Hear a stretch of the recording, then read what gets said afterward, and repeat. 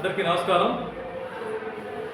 నా పేరు నర్సిపూర్ శ్రీనివాసరావు మాదిగ, రవీంద్ర ఎంఆర్పీఎస్ రాష్ట్ర వ్యవస్థాపక అధ్యక్షుడు. మే 13 జరిగే సార్వత్రిక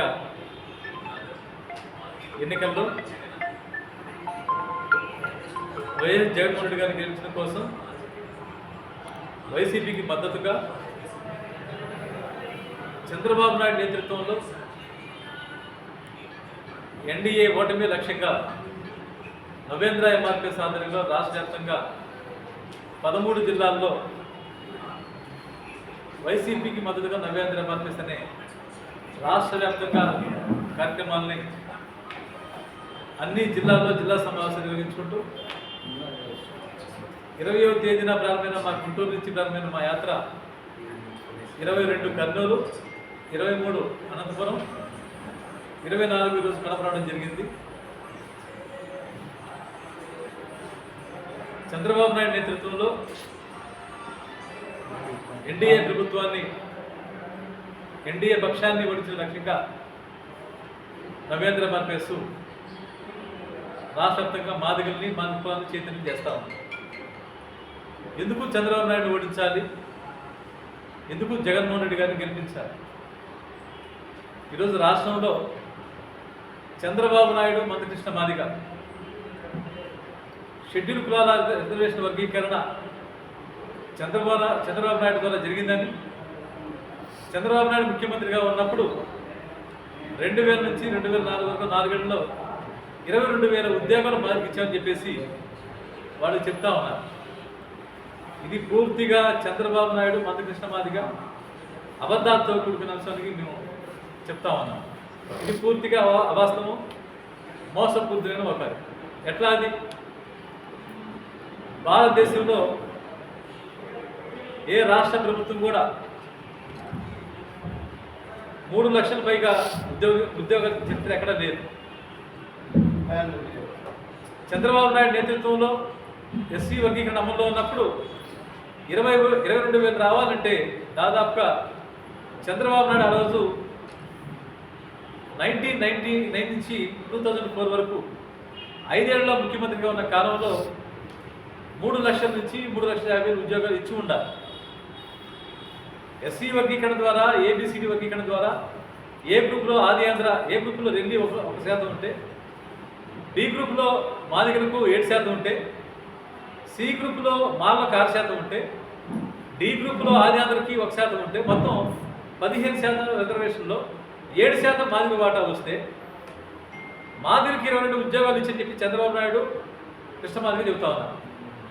22 ఉద్యోగాలు రావాలంటే మాదిగరికి చంద్రబాబు నాయుడు ఆ రోజు ముఖ్యమంత్రిగా ఉన్నప్పుడు 3 లక్షల నుంచి 3,50,000 ఉద్యోగాలు ఇచ్చి ఉండాలి. ఇచ్చాడా లేదంటే వాస్తవంగా అసలు చంద్రబాబు నాయుడు ఇచ్చింది ఎన్ని వేల ఉద్యోగాలు? 63,000 ఉద్యోగాలు ఇచ్చాడు.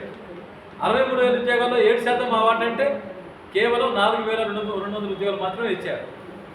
అంటే చంద్రబాబు నాయుడు వర్గీకరణ చేసినా చేయకపోయినా ఉమ్మడి రిజర్వేషన్లో మాదిరి వాట మాది కూర్చుండే. ఈరోజు అది పక్కన పెట్టేసి భారతదేశంలో ఏ రాష్ట్ర ప్రభుత్వం కూడా 3 లక్షల పైచిలకి ఎక్కడ ఉద్యోగాలు చరిత్ర లేదు. మరి చంద్రబాబు నాయుడు 22,000 ఉద్యోగాలు మాదిరికి ఇచ్చామంటే ఆయన ఆ టైంలో 3 లక్షల నుంచి 3,50,000 ఉద్యోగాలు ఇచ్చి ఉంటారు. కాబట్టి ఇది మాదిగల్ని 30 ఏళ్ళుగా చంద్రబాబు నాయుడు, చంద్రబాబుతో పాటు మందకృష్ణ మాదిగ వర్గీకరణ ద్వారా మాదిగలకు ఉద్యోగాలు చెప్పేది మోసం చేస్తూ మాదిగల ఓట్లు మొత్తం కూడా ఎన్నికల టయానికి గంప గుర్తుగా తెలుగుదేశం పార్టీకి తాకట్టు పెడతా ఉన్నారు. అందుకు సాక్ష్యమే ఇది. రెండవది, వీళ్ళు ఏం చెప్తారు? చంద్రబాబు నాయుడు పరిపాలనలోనే మాదిగల సంక్షేమ రంగంలో ముందుకెళ్ళని చెప్పి చెప్తా ఉన్నారు. ఈరోజు మేము చెప్తా ఉన్నాం, ఈరోజు మాదిగల 19లో అగ్రకులాల్లో ఉండబడే వాళ్ళకి 10% రిజర్వేషన్ ఇస్తూ పార్లమెంట్లో తీర్మానం చేశారు, పార్లమెంట్లో చట్టం చేశారు. అంటే 50% ఉన్న ఆంధ్రప్రదేశ్ లేకపోతే భారతదేశంలో ఉండబడే ప్రతి రాష్ట్రంలో ఉండబడే 50% రిజర్వేషన్ని 50ని 60కి పెంచాడు ఆయన. అంటే నరేంద్ర మోడీ చేసిన పని సుప్రీంకోర్టు తీర్పుకి వ్యతిరేకం. నరేంద్ర మోడీ అయితే అగ్రకులాలకి రవీంద్ర ఎంఆర్పీఎస్ రాష్ట్ర వ్యవస్థాపక అధ్యక్షుడైనటువంటి పరశుపూర్ శ్రీనివాస్ గారి ఆధ్వర్యంలో ఆంధ్రప్రదేశ్ రాష్ట్రంలోని అన్ని జిల్లాలలో పర్యటిస్తూ అందులో భాగంగా కడప జిల్లాకు ఈరోజు విచ్చేయడం. ఈ యొక్క ఉద్దేశం ఏమంటే నవ్యాంధ్ర ఎంఆర్పిఎస్ వైఎస్ఆర్ కాంగ్రెస్ పార్టీకి సంపూర్ణ మద్దతు ప్రకటిస్తూ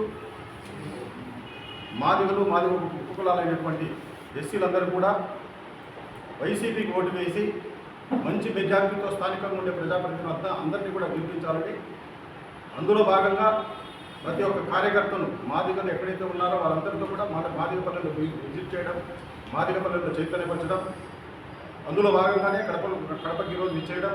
కడపలో కూడా అనేక ప్రాంతాల్లో పర్యటించి కొత్త నుంచి కూడా ప్రతి ఓటర్ను చైతన్యపరిచి గతంలో లాగా మోసపోవద్దు, ఏదైతే వైఎస్ఆర్ కాంగ్రెస్ పార్టీ ఈరోజు ప్రజల మన్ననను పొందుతుందో జగన్మోహన్ రెడ్డి గారి సారథ్యంలో, అందులో భాగంగా ముఖ్యంగా ఎస్సీ ఎస్టీలు ముఖ్యంగా అనేకమైన పథకాల ద్వారా లబ్ధి పొందినారు.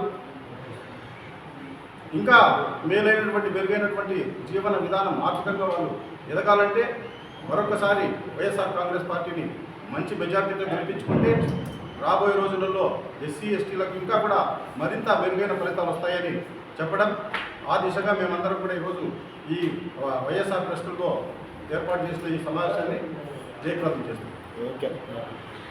శ్రీనివాస్ గారు నవ్యాంధ్ర ఎంఆర్పిఎస్ వ్యవస్థాపక అధ్యక్షులు, కడప జిల్లా అధ్యక్షులు గుడిపై జయరాజ్ గారు, అలాగే తారక గారు, ఆ తర్వాత మన గోబలేష్ గారు ఉపాధ్యక్షుడు, నేను ఆంధ్రప్రదేశ్ రాష్ట్ర నవ్యాంధ్ర ఎంఆర్పిఎస్ ప్రధాన కార్యదర్శిగా పనిచేస్తున్నాను. వీళ్ళందరూ కూడా మా నవ్యాంధ్ర ఎంఆర్పిఎస్ కార్యకర్తలు.